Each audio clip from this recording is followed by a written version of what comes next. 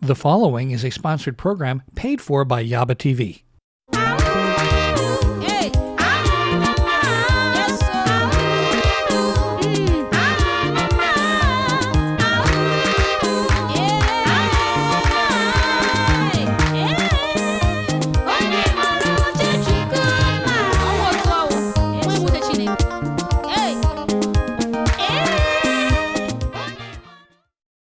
Welcome to our beautiful show, the Yaba TV show. I am your host, Yesia. Today, we are talking about Black history. What does Black History Month mean to you? We are going to talk to Samuel Asah, a Ghanaian-born American, who is going to tell us his views about Black history and, of course, his music. He is a musician. We are going to see his performance. We are going to see what he really feels about music and why he decided to be a musician. So if you are someone you know, you're into music, or you just want to dialogue with us about Black history, this is definitely the show to watch. So you are in for a special treat today. Tell everybody you know about our beautiful show. We'll be back in a moment.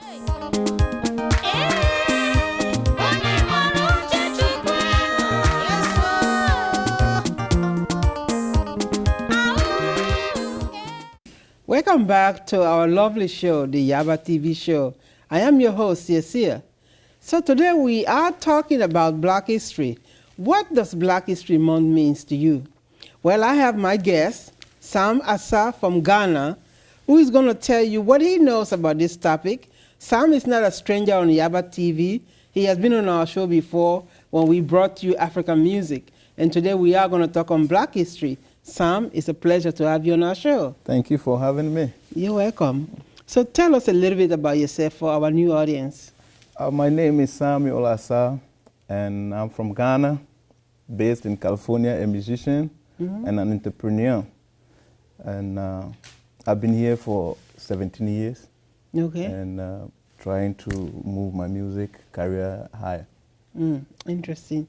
What made you to decide to not do anything else but to do music? I grew up in a family where music is what we do. Okay. We love music, and music is a passion to every one of us. So I decided to do music, and I was a lead singer in a group when I was young. So it encouraged me to pursue my music career. I know you had a story about your mother that she inspired you to start singing. Tell us about that. Yes, my mom she used to grind the corn by her hand, and one day I was sitting down and then she started singing while grinding the corn, and the melody touched me. And since then I started to feel the music in our family, and then I loved it. That's when I started to really pursue it, take it serious. I know you've written several songs because you're a songwriter too, right? Yes, please. One of the songs that you wrote, Oh My God, what made you choose that title? The reason why I wrote that song was one time I went to, during George Floyd's murder, I went to we went out for the demonstration, the peaceful demonstration. And then when I came back home, I sat down and I started to feel the pain that we're going through as Black people. And the most important thing is people tell you to keep on going. It will be okay, it will be good, but things are the same every time and all the time. You see the same things happening. And I feel like when somebody's in a comfortable shoes and then you wearing the shoes that is tight in you and you cannot walk. They keep telling you, follow us, we'll get to the destination, and then you keep following them and you're not getting to the destination. And you're wearing the tighter shoes. You're wearing the tight shoes, so it's hurting. So that's why I went back home and it hit me and I wrote that song. That was why I said, I swear to God, if I was God, I'll turn the world around, turn the table around, put your feet on my shoes, let you feel the pain, and tell me how it feels. Tell me how it feels. So it came out from my heart, because the feelings that I had when people doing things against others and they don't feel how painful it is that people go through. Let's talk about when you were in Ghana, growing up. At what time did you know when you come one day to the United States, you're going to embark on music career? I knew it very well that I have the talent and I want to do music. And you know one day you come to the U.S. I knew I would come to the U.S. one day and pursue my music career, but not to end it here, but to take it back home and also help those misfortunate people to bring their the talents that they have out from them. And that's one of the challenges most African musicians they have. They have a lot of talent, but they don't have promotion companies that can really push their music. Like the vocal cord that most Africans have is very phenomenal. That's great. True. That's true. Without even the instrument. Very true. But the truth is, they don't have too many companies that will promote them, that will take their music and be a management company for them and promote them. Correct me if I'm wrong. That's very true. And the problem is the management companies want you to be up there before they can help you. Nobody is ready to come and say, hey, look, I know this guy have a talent and I can push him to get to the level that he wants to go. There's few people who have lucky and then they got to that level, but not every one of us. Interesting. What's the pain sometimes in music industry? The most painful thing that artists go through is not having the right people to work with. And most producers take advantage of the upcoming artists because they don't know what they're doing, and they will go and record a song, and the producers will keep the song. They will not give it to them. They only give them the MP3, and then they keep the masters of the song, and they can use it to do other things where they will be making the money, and the artists don't make anything out of it, which is not good. You know, so that's the most painful thing. And also, artists need help to promote their music. They need to be seen. And there's a lot to do on that, because if you don't have money to promote yourself, you can record very good songs, but they're not going nowhere. So going back to your music, which one of the songs that you produced that is your favorite, that you want us to feature today?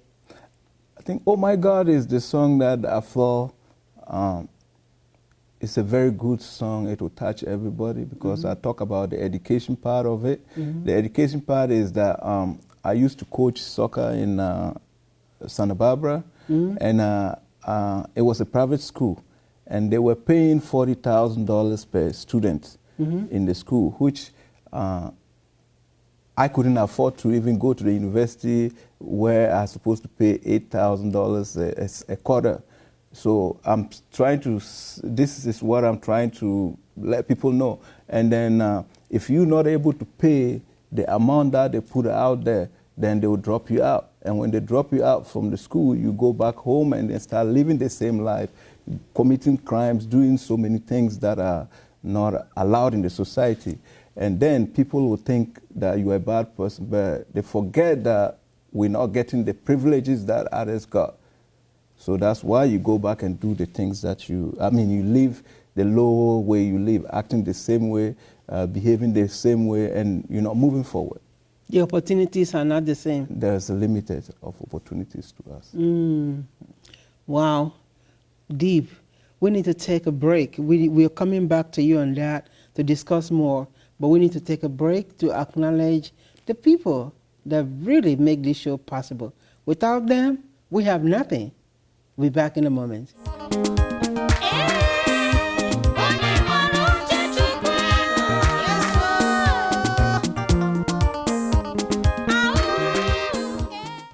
You are back with our beautiful show, the Yaba TV show. I am your host, Sia. So we're talking to Samuel Asa, also known as Sam Asa, from Ghana. He's a musician. One of the songs that he wrote, Oh My God. Tell us about that. Yeah, so as I was saying, the Oh My God song is a song that I wrote because of the crisis that we're going through right now. You know, 2019 to 2021 has been a very, very dangerous year for life, because you see a lot of killing, a lot of people dying with this sickness, and you never know where it's coming from. So that's why I wrote the song. And it has a lot in it, because I talk about the education part of it, where I coached a high school where people were paying over $40,000 per quarter, per semester. And then I get dropped out from school for not able to pay $8,000 a quarter. So in that matter, I feel like I will go back to there is people living in the project, and they're not able to pay their school fees as I do. And then they get dropped out and they go back to the same place and living the same way, acting the same way, doing everything the same way. And people will think they're not smart or they're not growing, going forward. And they keep on thinking negative all the time, backwards, backwards, backwards. So this song is telling us that we can make it happen, but we need the support from the people. And then we need to stop thinking the negative way backwards all the time. Don't go back to the negative old ways. Yeah, but we need to think forward, and that's where it ended. Forward ever, backwards never, forward ever, backwards never. We need to think forward. So it's a very good song that I wrote, and I feel like people need to listen to it. And the lyrics about the song, and they will understand what I'm about. Okay, let's listen to the song.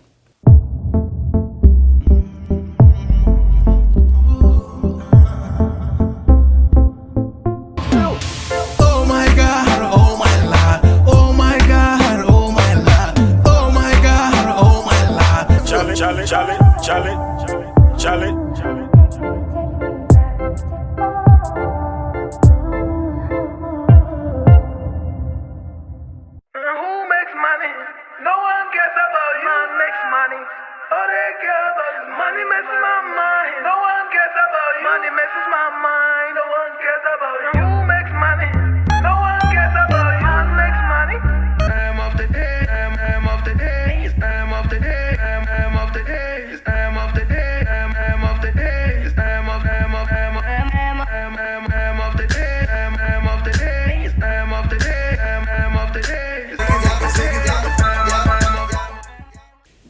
Wow, what a powerful song. Thank you. I like the lyrics. Thank you. How did you come up with the words?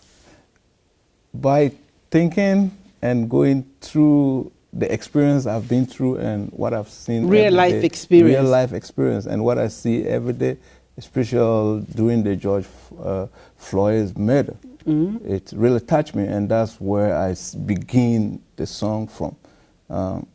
Using the word, I swear, God, if I was God, I would turn the world around, turn the table around, put your feet on my shoes, let you feel the pain. Tell me how you feel. Tell me how you feel.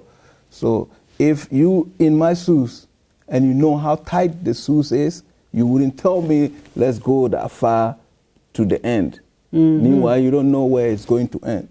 So I write it because the shoes that I'm wearing are tight, but you are in a comfortable shoes. So you can tell me, let's go, let's go, let's go. And we're not getting to the end of it. Yeah. So as we celebrate Black History this month, what is your thoughts about Black History?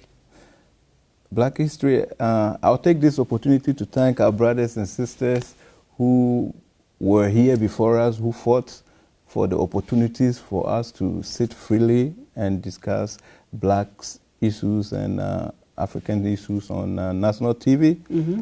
But to me, I feel Blacks are everywhere in the world right now. And I think Black History Month should celebrate worldwide now, because it's a time that Blacks really worked hard and achieved. And this is the time that they can have to enjoy the achievement that they made. And I think it's a very good thing that they're doing right now, but they could make it more better by celebrating it worldwide. I was just about to say, for me, Black History should really be every day. I'm Black, yes, and I'm contributing positively to the community. So my life as Black should be celebrated every day. That's very right. That's just the way I think. That's very true. What do you think? That's what I think, the same way. You know, because we work so hard to get to this level, and we have to appreciate the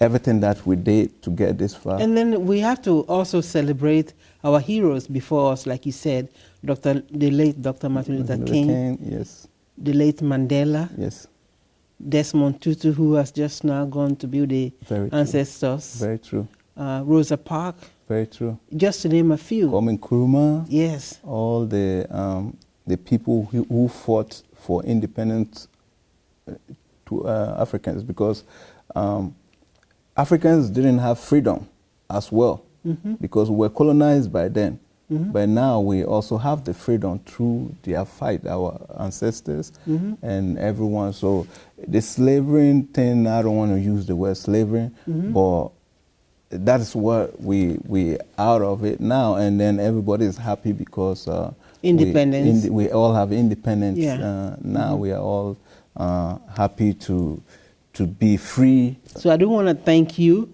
for your time on our show, and I wish you continuous success with your career. Thank you so much. But before we go, look at the camera and tell the audience where they can reach you. You can look me up at Instagram at Sam AIM, and YouTube Sam AIM or Samuel Asa, and Twitter Samuel Asa, Facebook Sam AIM, and my email address is samuelasa@yahoo.com, and my telephone number is 310-818-6356. And now you can get in touch with me anytime that you want to. Thank you. Thank you so much for your time. Thank you. We do need to take a quick break to acknowledge our sponsors, and then the time that you wait for doing Yaba TV show, music video. So we are bringing you one of the best. As always, stay tuned.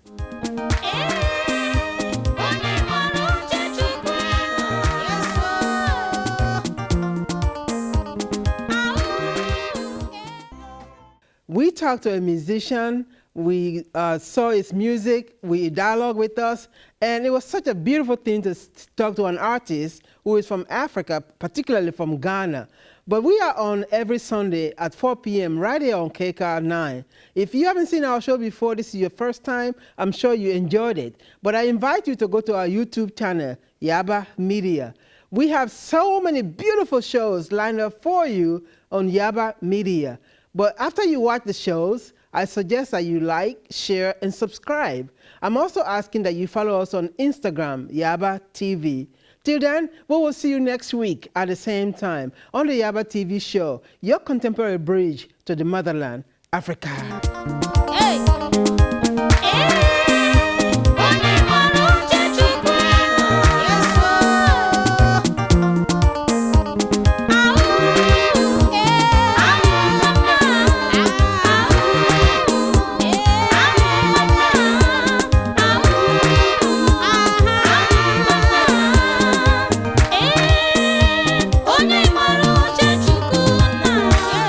The proceeding was a sponsored program paid for by Yaba TV.